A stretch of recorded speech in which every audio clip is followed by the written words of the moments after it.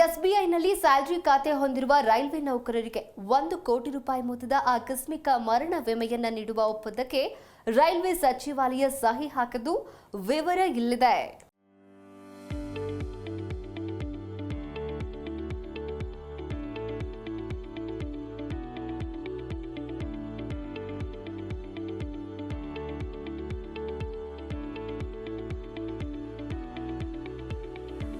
ಭಾರತೀಯ ರೈಲ್ವೆ ತನ್ನ ಉದ್ಯೋಗಿಗಳು ಮತ್ತು ಅವರ ಕುಟುಂಬಗಳಿಗೆ ಮಹತ್ವದ ವಿಮಾ ರಕ್ಷಣೆ ಒದಗಿಸುವುದಕ್ಕೆ ಸ್ಟೇಟ್ ಬ್ಯಾಂಕ್ ಆಫ್ ಇಂಡಿಯಾದೊಂದಿಗೆ ತಿಳುವಳಿಕೆ ಒಪ್ಪಂದಕ್ಕೆ ಸಹಿ ಹಾಕಿದೆ ಎಂದು ಅಧಿಕೃತ ಹೇಳಿಕೆ ನೀಡಿದೆ. ರೈಲ್ವೆ ಸಚಿವ ಅಶ್ವಿನಿ ವೈಷ್ಣವ್ ಅವರ ಸಮ್ಮುಖದಲ್ಲಿ ನಡೆದ ಒಪ್ಪಂದದ ಅಡಿ ಎಸ್ಬಿಐನಲ್ಲಿ ಸ್ಯಾಲರಿ ಖಾತೆ ಹೊಂದಿರುವ ನೌಕರರು 1 ಕೋಟಿ ರೂಪಾಯಿ ಮೊತ್ತದ ಆಕಸ್ಮಿಕ ಮರಣ ವಿಮೆಯನ್ನ ಪಡೆಯುತ್ತಾರೆ ಎಂದು ರೈಲ್ವೆ ಸಚಿವಾಲಯ ಪ್ರಕಟಣೆಯಲ್ಲಿ ತಿಳಿಸಿದೆ. ಕೇಂದ್ರ ಸರ್ಕಾರಿ ನೌಕರರ ಗುಂಪು ವಿಮಾ ಯೋಜನೆ ಅಡಿಯಲ್ಲಿ ಪ್ರಸ್ತುತ ಗ್ರೂಪ್ ಎ, ಬಿ ಮತ್ತು ಸಿ ನೌಕರರಿಗೆ ಇರುವ ಕ್ರಮವಾಗಿ 1.20 ಲಕ್ಷ ರೂಪಾಯಿ, 60,000 ರೂಪಾಯಿ, 30,000 ರೂಪಾಯಿ ಮೊತ್ತದ ವಿಮೆ ಗಮನಾರ್ಹವಾಗಿ 1 ಕೋಟಿಗೆ ಹೆಚ್ಚಳವಾಗಲಿದೆ.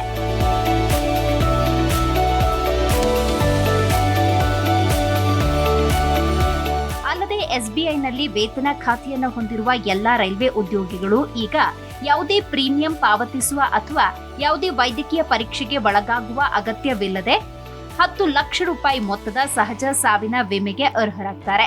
ಸುಮಾರು 7 ಲಕ್ಷ ರೈಲ್ವೆ ಉದ್ಯೋಗಿಗಳು ಎಸ್ಬಿಐನಲ್ಲಿ ಸ್ಯಾಲರಿ ಖಾತೆ ಹೊಂದಿದ್ದು, ಈ ಒಪ್ಪಂದ ನೌಕರರ ಕಲ್ಯಾಣದತ್ತ ಪ್ರಮುಖ ಹೆಜ್ಜೆಯಾಗಿದೆ. ಇದು ಭಾರತೀಯ ರೈಲ್ವೆ ಮತ್ತು ಎಸ್ಬಿಐ ನಡುವಿನ ಕಾಳಜಿ ಮತ್ತು ರಚನಾತ್ಮಕ ಪಾಲುದಾರಿಕೆಯನ್ನ ಪ್ರತಿಬಿಂಬಿಸುತ್ತೆ ಎಂದು ಎಸ್ಬಿಐ ಹೇಳಿದೆ.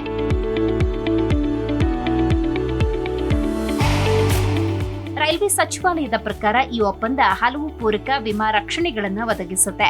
ಇವುಗಳಲ್ಲಿ 1.60 ಕೋಟಿ ರೂಪಾಯಿ ಮೊತ್ತದ ವಿಮಾನ ಅಪಘಾತ ಮರಣ ವಿಮೆ ಜೊತೆಗೆ ರೂಪೇ ಡೆಬಿಟ್ ಕಾರ್ಡ್ಗಳಿಗೆ ಹೆಚ್ಚುವರಿ 1 ಕೋಟಿಗಳ ವೈಯಕ್ತಿಕ ಅಪಘಾತ ಶಾಶ್ವತ ಅಂಗವೈಕಲ್ಯ ವಿಮೆ, 80 ಲಕ್ಷ ರೂಪಾಯಿ ಮೊತ್ತದ ವೈಯಕ್ತಿಕ ಅಪಘಾತ ಶಾಶ್ವತ ಅಥವಾ ಭಾಗಶಃ ಅಂಗವೈಕಲ್ಯ ರಕ್ಷಣೆಯೂ ಸೇರಿದೆ.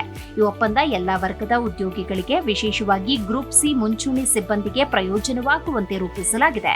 ಆರ್ಥಿಕ ಭದ್ರತೆ ಹೆಚ್ಚಿಸುವ ಮೂಲಕ ಭಾರತೀಯ ರೈಲ್ವೆಯ ಬೆನ್ನೆಲುಬಾಗಿರುವ ಕಾರ್ಯಪಡೆ ಬೆಂಬಲಿಸುವುದು ಈ ಒಪ್ಪಂದದ ಗುರಿಯಾಗಿದೆ ಎಂದು ಸಚಿವಾಲಯ ತಿಳಿಸಿದೆ.